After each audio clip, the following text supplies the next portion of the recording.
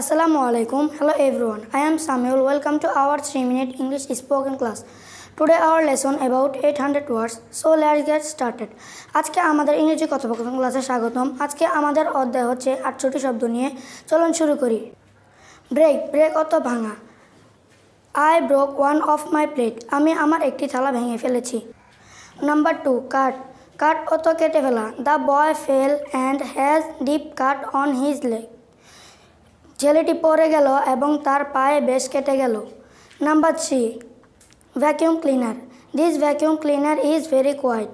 Vacuum ক্লিনারটির আওয়াজ কম।